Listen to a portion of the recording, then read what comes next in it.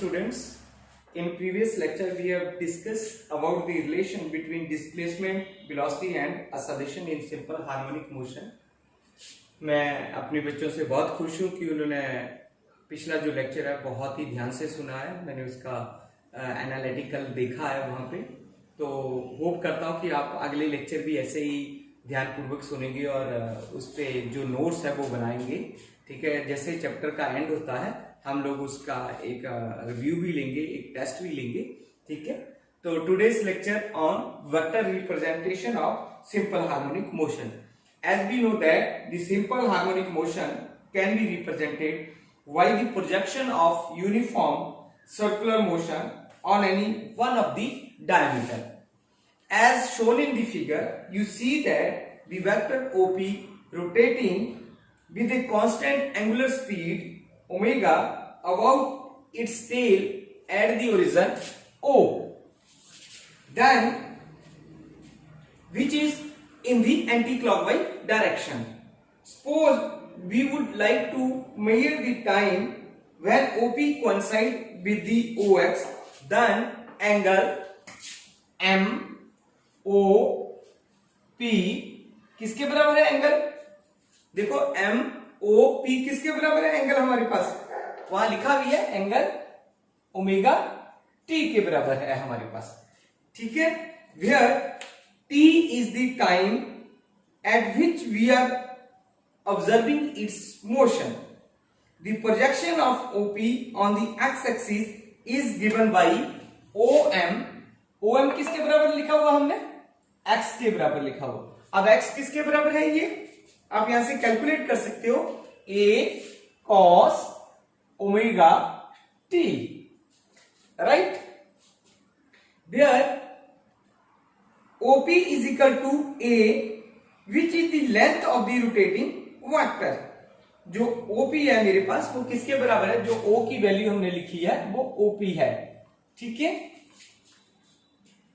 A vector of constant magnitude rotating with a constant angular speed in a plane about its own tail is called the phasor. ये बहुत important है definition phasor की, 2 marks में आती है कि define phasor. Exam में हमारे से बहुत बार पूछी जाता है क्वेश्चन कि फेजर क्या होता है या डिफाइन फेजर।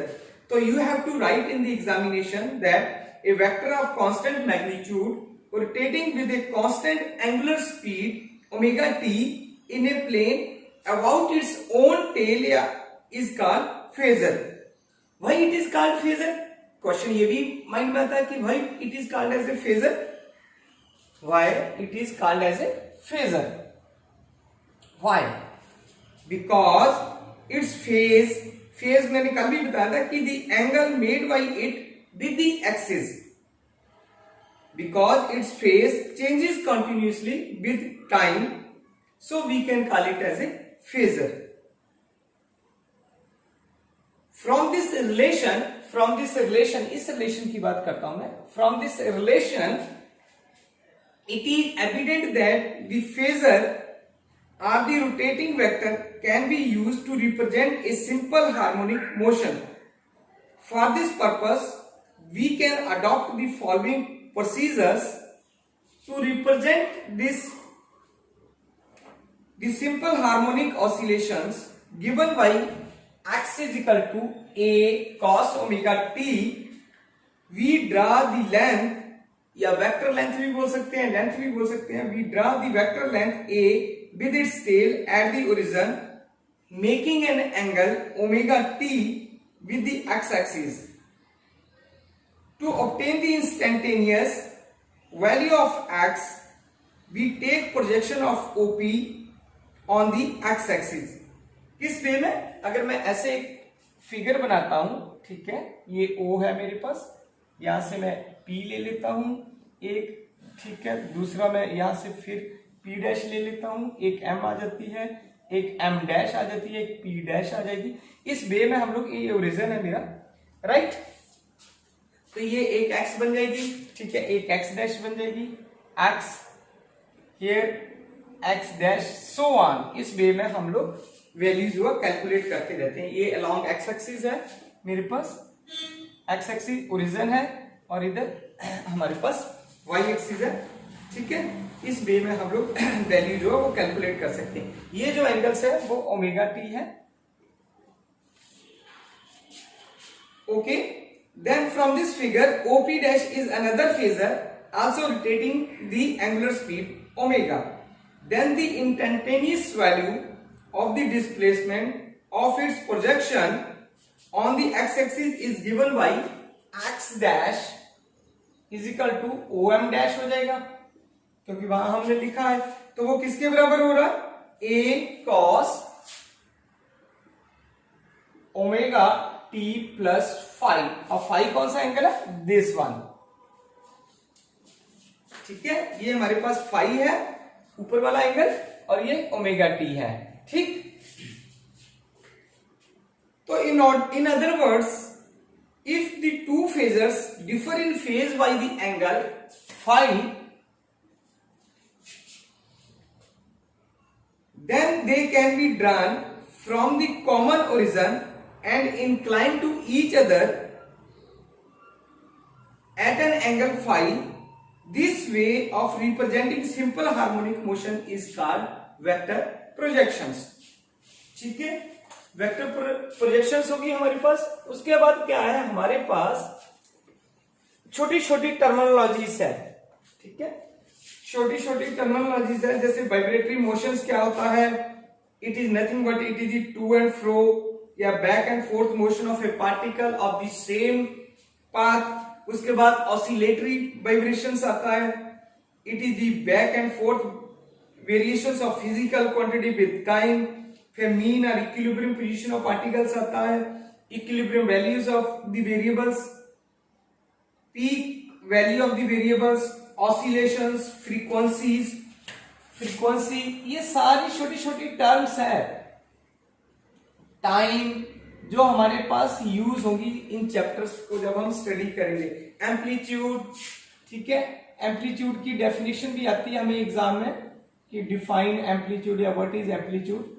तो एम्पलीट्यूड क्या होता है हमारे पास? The distance between the equilibrium position and the extreme position is called the amplitude of the vibration या oscillation. The distance between the equilibrium position and the extreme position is called the amplitude of the vibration। फिर simple harmonic motion की definition भी हमने पढ़ी है, फिर phase की भी पढ़ी है, फिर यूनिट ऑफ फ्रीक्वेंसी भी हमें पता है, वाइब्रेटर भी पता है। Vibrator is nothing, it is a mechanical system. Vibrator भी हमें पढ़ेंगे हम, मैकेनिकल वाइब्रेटर, इलेक्ट्रिकल वाइब्रेटर अगले चैप्टर में पढ़ेंगे। तो वाइब्रेटर क्या है? मैकेनिकल सिस्टम है जो एग्जीक्यूट क्या करता है? वाइब्रेशन को एग्जीक्यूट करता है। Vibrator is nothing but it is a mechanical system executing vibratory motions. ठीक है, फिर हार्मोनिक वाइब्रेटर आ जाता है, हार्मोनिक ऑसिलेटर्स आ जाता है, relation between F and T आता है। एफ एंड टी का रिलेशन बहुत इंपॉर्टेंट है, हमें पहले भी पता है, हमने +1 से लेके पढ़ते आ रहे हैं इसको। फिर फ्रीक्वेंसी, टाइम, ओमेगा, इनके बारे में रिलेशंस है। ठीक है, अब हमारे पास जो आता मेन इंपॉर्टेंट है, जो एग्जाम में भी पूछा जाता है 2 मार्क्स में, कि ये बहुत इंपॉर्टेंट क्वेश्चन है, वेरी वेरी इंपॉर्टेंट क्वेश्चन है। Expression for the time period of simple harmonic oscillation. We have already proved that y is equal to a sin omega in first lecture. We have proved that y is equal to, in lecture 1, y is equal to a sin omega t, and a is equal to d square y upon dt square is equal to minus omega square y. Then I can rearrange this value, omega square is equal to a upon y, then omega is equal to square root a upon y. What we know that omega is equal to 2 pi upon t। ये कल भी हमने पढ़ा था कि जब omega की value, हमने टाइम पीरियड की वैल्यू निकाली थी, तो वहां पे t is equal to 2 pi upon omega लिखा था हमने, जब time period of simple harmonic motion is directly related to the constant omega. ये कल हमने पढ़ा था, वहां से हमने ये रिलेशन लिया। तो then equating this equation, suppose this is equation number 1 and this is equation number 2, equating equation 1 and 2, then we have 2 pi upon t is equal to square root a upon y, t is equal to 2 pi 2 pi square root y upon a, t is equal to 2 pi square root displacement and acceleration, a acceleration है and y displacement है. तो this is the relation for time period, या this is the expression, sorry this is the expression for the time period of simple harmonic motion. Next article है हमारे पास displacement of a particle और system executive simple harmonic motion. ये exam में बहुत बार questions आया हुआ, एचपी यूनिवर्सिटी में बहुत बार क्वेश्चंस आता है, राइट. तो लेट्स स्टार्ट दिस क्वेश्चन या article. For a simple harmonic oscillator the equation of motion is given by D square y upon dt square is equal to minus omega square y. Yeah, we can write it as d square y upon dt square plus omega square y is equal to 0.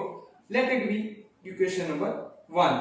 Let us suppose that the solution of equation number 1 is as y is equal to a cos omega t, where a is nothing but it is a constant. The dimension of constant a are same as that of y because cos omega t is simply a number. This is simply a number, so it is same as like as y, yeah, displacement. Now differentiate this equation. dy upon dt is equal to minus a omega sin omega t. Double differentiation कर देता हूं मैं इसको, d square y upon d t square is equal to minus a कॉम minus a बाहर कर लिया, this rearrange करके मेरे पास आ गया minus a omega square cos omega t. ये वैल्यू आपके पास है, अगर मैं ए इसको लेता हूं ओमेगा बाहर करता हूं देन वाई के बराबर आ जाती है. तो then d square y upon d t square is equal to minus omega square y के बराबर हमने ये वैल्यू लिख ली है, राइट. इस वे में मैं इसको इक्वेशंस को लिख सकता हूं. रीअरेंज किया और कुछ नहीं किया, फिर सिंप्लीफाई कर लिया. D square y upon d t square plus omega square y is equal to 0 के बराबर पुट कर लिया. It is clear from this equation, from the differentiation from equation 2 to 4 which is the same as equation number 1. आप देख सकते हो equation 1 और ये दोनों इक्वेशन है वो सेम नजर आ रही हैं आपको. So we can say that the equation 2 satisfies the equation 1. We can look for another solution of equation number 1. वो कैसा solution है दूसरे वे में देखते हैं. पहले हमने y is equal to a cos omega t लिखा था, y is equal to b sin omega t लिख रहे हैं, राइट. अब उसमें क्या है, अगर यहाँ पे b जो है मेरा b इज ए कांस्टेंट, जैसे सिमिलर पहले हमारे पास a कांस्टेंट था, यहाँ b मेरे पास कांस्टेंट टर्म है. तो नाउ डिफरेंशिएट दिस इक्वेशन. मैंने क्या किया, डबल डिफरेंशिएशन एक ही बार कर दिया. आपने एग्जाम में अलग अलग करना है, d y upon d t के बराबर करना है, right. D y upon d t is equal to किसके बराबर आ जाएगा, b omega cos omega t आ जाएगा. जब डबल डिफरेंशिएशन करेंगे हमारे पास तो माइनस क्या आ जाएगा, b omega square sine omega t. उसको हम कैसे लिख सकते हैं, माइनस ओमेगा स्क्वायर वाई लिख सकते हैं. तो फिर सिंप्लीफाई कर लिया, इक्वल टू 0 के कर लिया, d square y upon d t square plus omega square y is equal to 0 कर लिया हमने. तो once again we see that y is equal to b sin omega t satisfy this equation of equation number 1. अब हम क्या करते हैं कि मैं कंप्लीट सॉल्यूशन लेना चाहता हूं इन दोनों इक्वेशंस का. तो दोनों इक्वेशन का कंप्लीट सॉल्यूशन कैसे ले रहे हैं, y is equal to a cos omega t plus b sin omega t. अब फिर हम इस इक्वेशन को डिफरेंशिएट करेंगे, डबल डिफरेंशिएशन करेंगे. तो डबल डिफरेंशिएशन करने के बाद क्या आता है मेरे पास, d square y upon d t square is equal to minus omega square y, या फिर d square y upon d t square plus omega square y is equal to 0. आप सिंगल सिंगल स्टेप में भी कर सकते हैं, d y upon d t, फिर दूसरे को करना है आपने, राइट. अब देखो अगर आप इस इक्वेशन को देखते हो तो हमने क्या देखा कि इसके जो we can find the value of a and b, जो कांस्टेंट है by the boundary condition apply कर सकते हैं हम लोग. बाउंड्री कंडीशन कौन सी है कि a is equal to a sin phi and b is equal to a cos phi के बराबर कर सकते हैं. अब here phi is nothing but it is the angle constant है या कांस्टेंट एंगल्स है. अब इन दोनों को सॉल्व करता हूं, स्क्वायर करता हूं दोनों तरफ, a square plus b square is equal to a square into sin square phi plus cos square phi, वो इक्वल 1 है. तो a is equal to square root a square plus b square का square root आ जाता है मेरे पास, और इस इक्वेशन को अगर मैं डिवाइड करता हूं तो tangent phi is equal to a upon b आता है. So putting the value of a and b in equation number 7, then we can say that y is equal to a sin omega t plus phi, which is called the displacement of the particle executing simple harmonic motion. Thank you very much. Hope you enjoyed this lecture.